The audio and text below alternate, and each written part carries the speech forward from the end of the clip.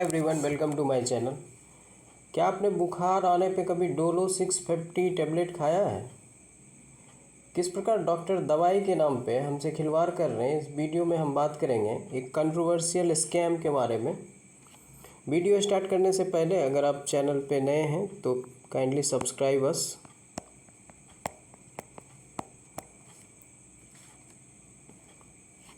Dolo 650 mg corona काल में doctor सभी पेशेंट को जनरली ये कॉमन ड्रग्स रेकमेंड करते थे। आप स्क्रीन पे देख रहे होंगे डोलो 650 mg पैरासीटामोल होता है इसमें, और यह एक ऐसी ड्रग है जिसको प्राप्त करने के लिए कोई रिटन प्रिस्क्रिप्शंस की ज़रूरत नहीं होती है। चलिए और बात कर लेते हैं डोलो 650 के बारे में। डोलो 650 जो है एक पायरेटिक ड्रग्स है। पायरेटिक ड्रग्स का मतलब ये होता है कि ये बुखार को कम भी कर सकता है, बुखार को कम करने या प्रिवेंट करने में ये मददगार होता है, ठीक है। और एनाल्जेसिक भी है। एनाल्जेसिक का मतलब ये होता है ये दर्द को भी कम करता है, पेन को भी कम करने में ये एक मददगार दवाई है। और ये फिक्स्ड कॉम्बिनेशन ड्रग्स है। फिक्स्ड कॉम्बिनेशन ड्रग्स का सरल भाषा में मतलब ये होता है ये 2-3 ड्रग्स को मिला के बनाया गया है, और ये नॉन स्टेरॉइड इन्फ्लेमेटरी ड्रग्स है। इसका मतलब इसको लेने के लिए हमें डॉक्टर से कुछ लिखवाने की आवश्यकता नहीं है। हम फार्मास्यूटिकल स्टोर पे जाएंगे और ये दवाई दे दिया जाएगा। तो मुद्दा क्या है? मुद्दा ये है कि federations of medical FMRAI federations of medical and sales representative associations of India ने ये आरोप लगाया है। जो कंपनी डोलो मैन्युफैक्चरिंग कंपनी का नाम है माइक्रोलैब पे ये आरोप लगाया है कि ये डॉक्टर्स को 1000 करोड़ रुपया दिया है ताकि डॉक्टर डोलो 650 ही प्रिस्क्राइब करे। और ये बात भी तब पता चलता है जब इनकम टैक्स का इन्वेड होता है माइक्रोलैब्स पे। हैरान करने वाली बात यह है माइक्रोलैब्स के सेल पे 290% की वृद्धि देखी गई और रेवेन्यू पे 140% की वृद्धि देखी गई। तो चलिए हम आगे बात करते हैं इसमें और रिसेंट डेवलपमेंट क्या हुआ। नेशनल मेडिकल काउंसिल ने इनकम टैक्स से डिटेल मांगा है कि ये जो 1000 करोड़ रुपए दिए गए हैं ये कौन कौन से डॉक्टर्स को दिए गए हैं, डॉक्टर्स का डिटेल्स मांगा है।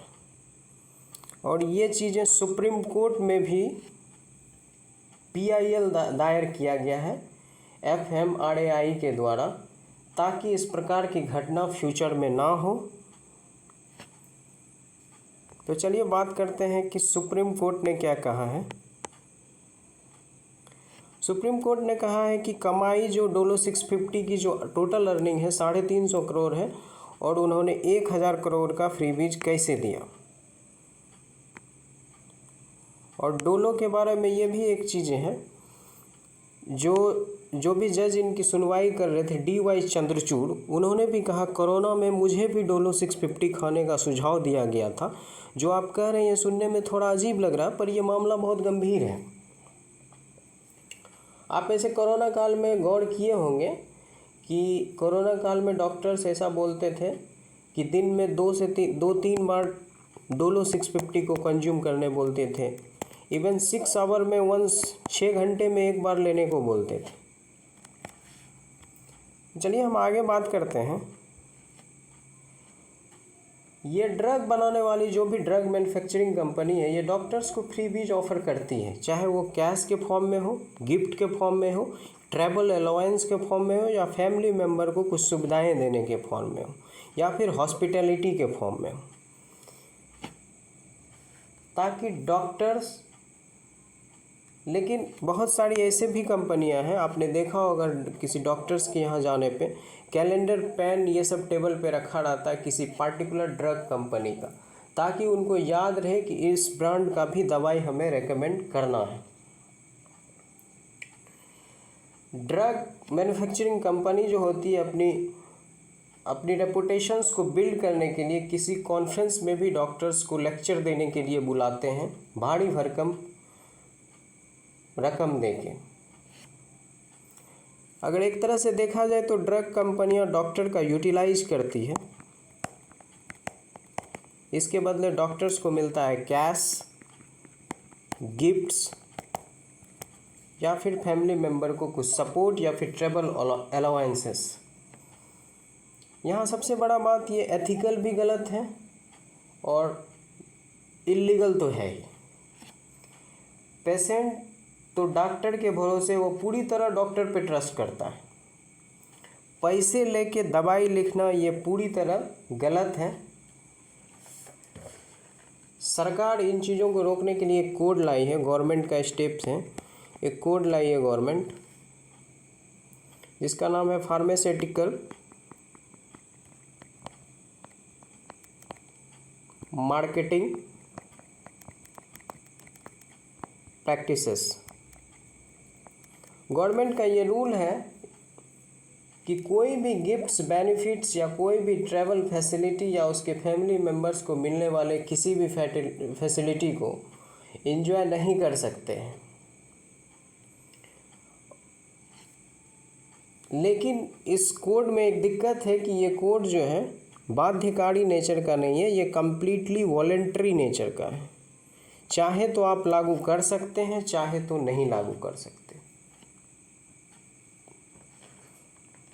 अब बात करते हैं कि डोलो 650 जो दवाई है इसका कंज्यूम करने से क्या क्या साइड इफ़ेक्ट हो सकता है। सबसे पहला साइड इफ़ेक्ट की बात करें, ये कहीं ना कहीं इरेशनल कॉम्बिनेशंस को दर्शाता है। फॉर एग्जांपल, अगर आपको फीवर होता है तो डॉक्टर आपको रिकमेंड कर रहे हैं डोलो 650 और एजिथ्रल। डोलो 650 उनको इसलिए रिकमेंड करना है क्योंकि उनने ड्रग मैन्युफैक्चरिंग कंपनियों से पैसा ले रखा है।